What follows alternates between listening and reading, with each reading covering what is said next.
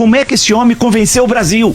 A pergunta é essa. Como é que esse homem tem mais de 30 anos de vida política? Como é que ele ganhou 4 eleições presidenciais? Né? 4 eleições, 2002, 2006, 10 e 14. 10 e 14 com uma paspalha. Como é que esse homem conseguiu enganar tanta gente? As metáforas, o primarismo, os erros de português, o ar criminoso, o ar hipócrita. Ele é um fraco, é um covarde. Ele não honra as calças que veste. Ele imputar a defunta, o crime. É uma coisa inacreditável, a cara de pau dele, né? Em suma, e os erros, e os 600 milhões em certo momento, que ele começa a falar em 600 milhões de desempregados, 600 milhões de desempregados, mas o juiz falou, mas só se for na China, né? Como é possível? E só num setor da economia brasileira, e ele diz que o desemprego é devido à Operação Lava Jato, falou em 600 milhões, ele é louco, é desequilibrado, mas mais do que isso, ele é o maior criminoso da história do Brasil. Então, naquele PowerPoint, eu vou sugerir do procurador Deltan Dallagnol substituir naquele famoso PowerPoint. Não é mais o Lula no meio, é a dona Marisa. Essa senhora que sequer falou bom dia em 8 anos como primeira-dama, que não conseguia falar lé com cré, ela era presidente do Brasil, porque ela decidia tudo em nome, com a vida política do então presidente. Então, nesse sentido, em resumo, em termos jurídicos, ele está condenado. Ele sabe que está condenado. Acabou. As provas são irrefutáveis e nós conhecemos as provas porque elas foram divulgadas para todos nós, né? E externamente mostrou que ele não mobiliza mais ninguém. Foi um fracasso, os 40 mil. Cadê o exército do Stedler? Né? Cadê o exército da CUT? Dos 40 mil, tinha 4 mil.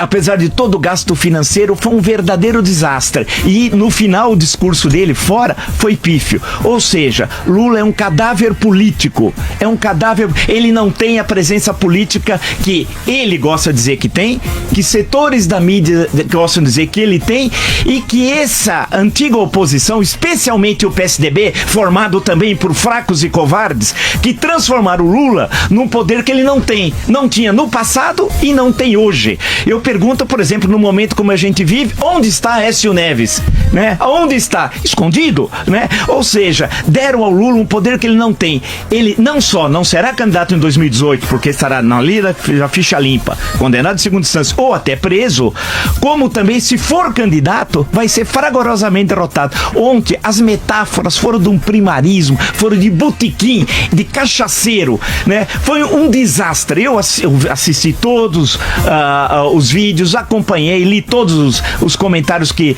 foram feitos pela imprensa e tal, e na minha opinião, né, aquilo foi um verdadeiro desastre. A mobilização, que a ideia era criar uma grande mobilização em Curitiba, fracassou também, e a exposição que ele fez foi pífia, ou seja, aquilo não ajudou em nada os seus advogados. Ele está condenado pelas provas apresentadas, não como perseguido político, mas é justiça. Chegou a hora, e o juiz, volta a dizer, Sérgio Moro agiu com absoluta tranquilidade. Não transformou aquilo num embate, não era um debate, nem um embate, era um simples interrogatório de um réu, que passou pela presidência da República. Agora, eu me envergonho de viver num Brasil, me envergonho que um homem como esse ganhou 4 eleições presidenciais. Eu tenho vergonha dos brasileiros.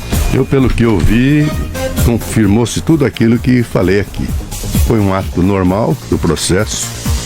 Como disse o professor, o juiz muito sereno, tranquilo, e o acusado negou a autoria, que é o que lhe cabia. E a questão, e as explicações foram pífias. A do Renato Duque, não dá, né? Vamos lá. Ele dizer que estava preocupado com a informação que ele recebeu que o Renato Duque estava roubando e que tinha conta no exterior. E aí ele pediu pro Vacário fazer a triangulação para ele conversar com o Renato Duque. Quer dizer, ele virou uma espécie de fiscal da nação. Você imagina o Lula? Agora, foi um desastre, nervoso, não conseguiu articular as falas, ou seja, aquela história do grande orador, tudo aquilo não existe. Lula, como eu disse 300 vezes, é um tigre de papel. Transforma o Lula no que ele não é. Ele não tem poder algum. Não aparece. Pode pegar qualquer instituto vagabundo aí, vai inventar pesquisas que são falsas, que não representam a realidade. Ele morreu politicamente, é um cadáver ambulante. E juridicamente, que é que nos interessa, nos 5 processos, ele será condenado, é inevitável. As explicações que ele deu sobre o duplex